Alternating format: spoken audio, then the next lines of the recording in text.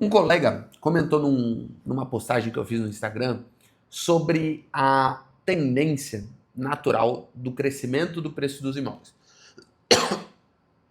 Era um vídeo até de humor em que era citado assim quando na época dos nossos avós como se comprava um terreno e hoje como que você precisa a quantidade de dinheiro que você precisa ter para comprar o mesmo terreno numa escala em dinheiro muito maior com um terreno muito melhor. Obviamente que é um vídeo de humor, mas ele tem em si uma, uma coisa que todo mundo já percebeu. Parece que na época dos nossos pais, não é que era fácil comprar um imóvel. Na época dos nossos avós, não é que era fácil comprar um imóvel.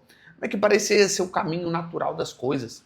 Aí hoje você vai ver qualquer imóvelzinho, ele custa mais de 300 mil reais, dependendo da cidade que você está, você não consegue morar numa região um pouco não tão distante sem pagar 350, 400 mil reais por um apartamento de 30, 35 ou 45 metros quadrados.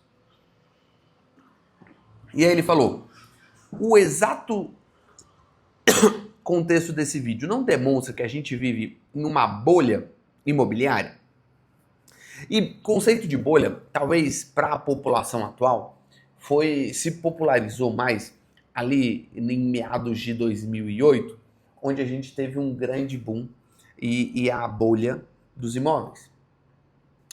Na verdade, a bolha é chamada de bolha do subprime, mas as pessoas automaticamente elas consideram que foi uma falha nos imóveis, né? Então vamos entender o que é um conceito de bolha. O conceito de bolha natural é que as pessoas compram algo, pode ser um produto, pode ser um serviço, mas elas estão cada vez comprando mais.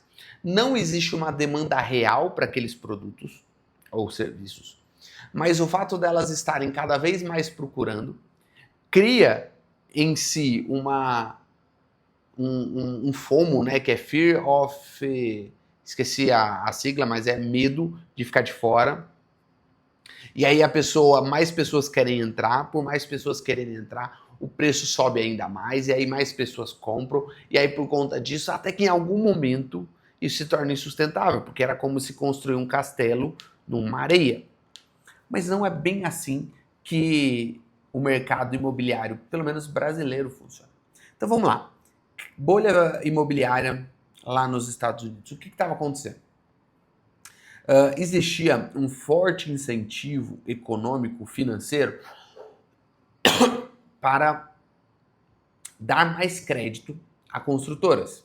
E lá existe uma questão financeira em que você consegue refinanciar o seu imóvel. Então, o que acontecia? A pessoa comprava um imóvel, financiando, pagando as parcelas. E aí, por muitas pessoas estarem buscando os imóveis, o preço subia.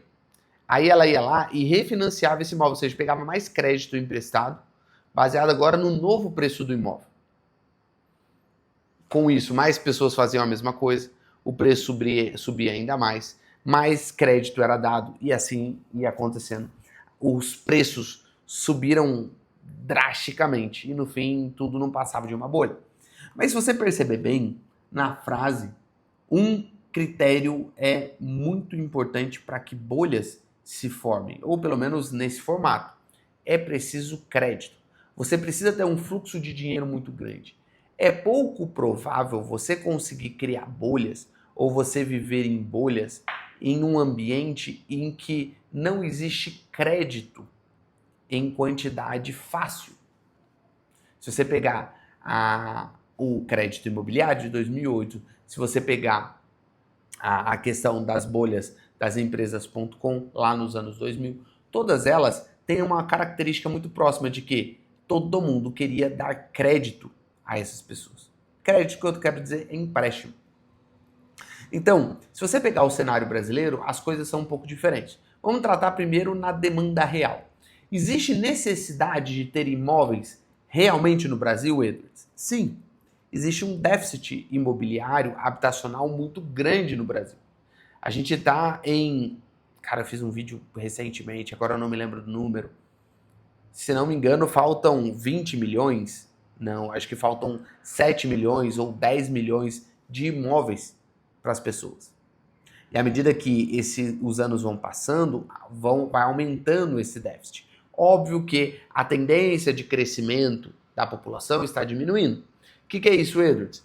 Antigamente as pessoas tinham 5 filhos, depois as pessoas tinham 4, depois 3, depois 2, agora está em 1,5. Então ainda estamos crescendo a população, mas cada vez uma taxa menor. Vai acontecer em algum momento, daqui a alguns anos, talvez 15 ou 20 anos, em que a gente pare de aumentar a população e comece a diminuir a população.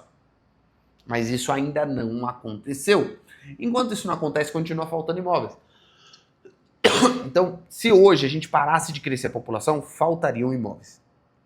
Então, existe sim uma demanda real por imóveis.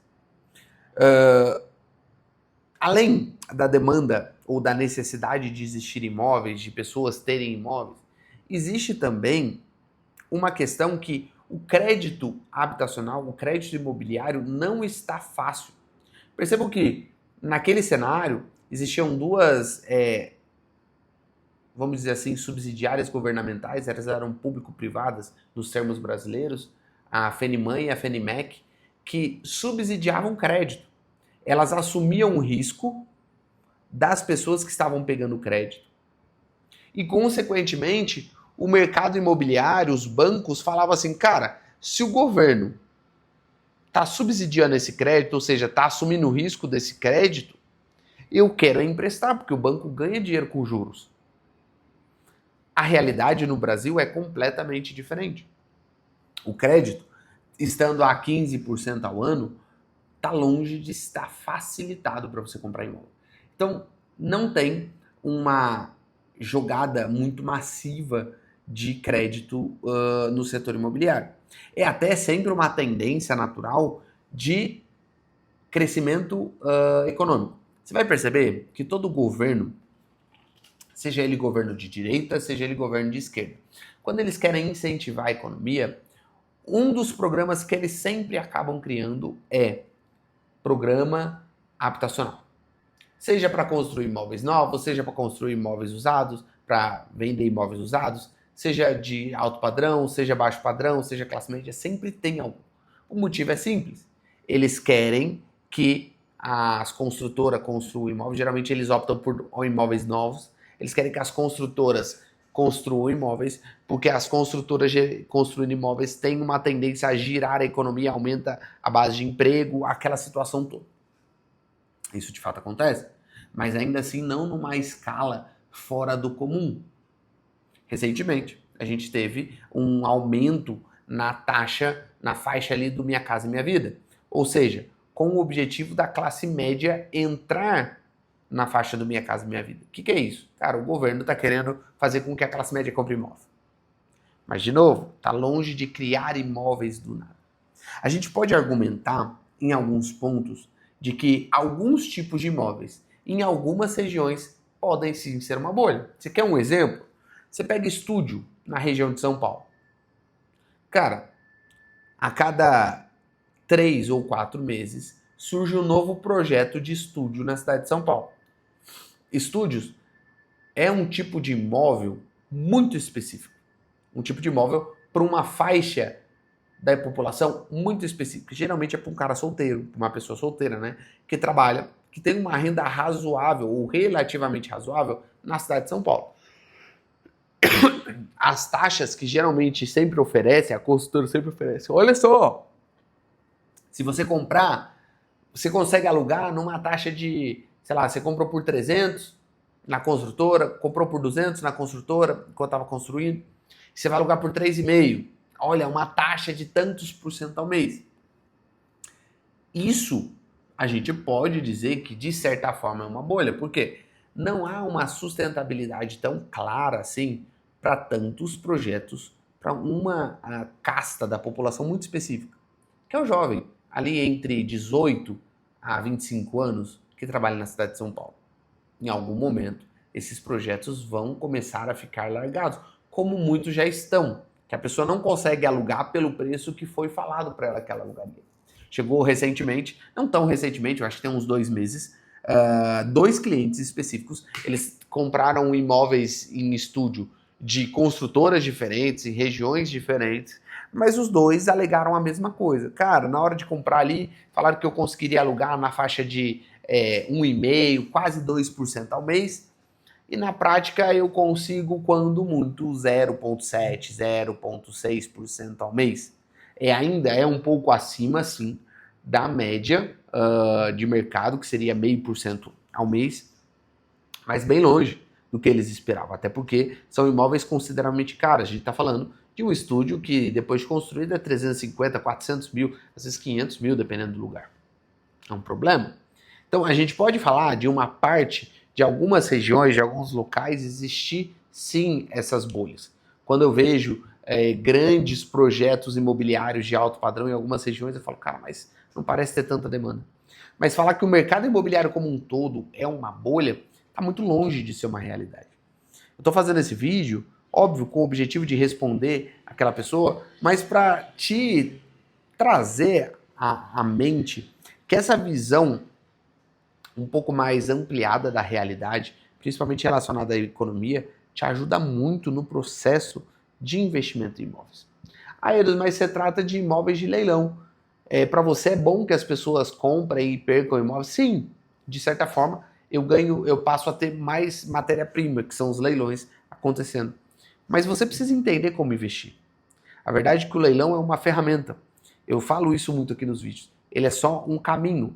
Um caminho para quê? Para acumular patrimônio através de imóveis. É somente isso que serve. Esse é o objetivo. Comprar imóveis. Comprar imóveis, hoje é o leilão. Para mim, é a forma mais escalável que eu consigo fazer. Mas pode ser que daqui a algum tempo seja outra coisa. Então, comprar imóveis é uma ferramenta muito útil. Edwards, é uma bolha? Está bem longe de ser. Quando a gente voltar a um crédito de 1%, 2% ao ano, pode ser que talvez a gente veja algo parecido, mas está muito longe. Ainda tem muita água para rolar. Fechado? Se você gostou desse tipo de conteúdo, quer aprender a de fato viver de patrimônio imobiliário, construir ou comprar o seu primeiro imóvel, cara, tem um link aqui na descrição do Zero Patrimônio. Nos vemos no próximo vídeo. Aquele abraço. Valeu!